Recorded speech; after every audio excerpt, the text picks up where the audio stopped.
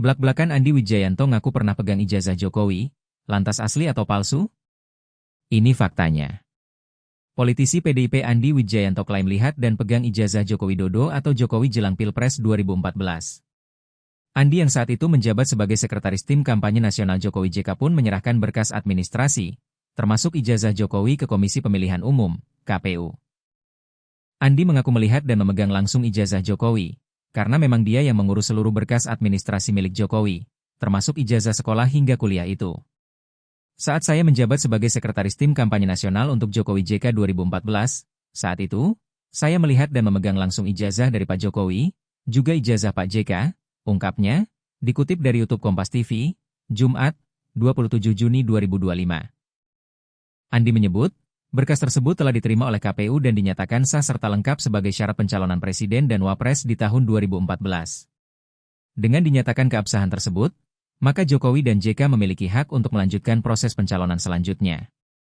Kelengkapan-kelengkapan administrasi, baik semua berkas-berkas data diri, ijazah sekolah hingga ijazah universitas dikumpulkan, diserahkan ke KPU sebagai persyaratan pencalonan Pak Jokowi dan Pak JK, ujar Andi. Sebelumnya, politisi PDIP Beathor Suryadi belakangan gencar mengatakan bahwa ijazah Jokowi berasal dari pasar pramuka. Sosok Beathor Suryadi yang ngotot menyebut ijazah Jokowi adalah buatan pasar pramuka. Beathor bahkan lancar menceritakan asal-usul dirinya mengetahui bahwa ijazah Jokowi adalah palsu.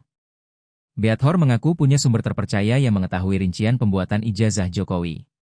Dalam konten YouTube bersama mantan Ketua KPK Abraham Samad, Beathor mengurai awal mula dirinya meyakini bahwa Jokowi tidak pernah mengenyam pendidikan di perguruan tinggi. Terus mengawal kasus Bambang Tri, Beathor merasa miris saat rekannya itu dipenjara atas kasus pencemaran nama baik Jokowi. Padahal diyakini Beathor, pernyataan Bambang Tri soal ijazah palsu Jokowi adalah benar. Hingga akhirnya, Beathor tergugah untuk mendukung Rai Suryo CS guna menggali fakta soal keaslian ijazah Jokowi.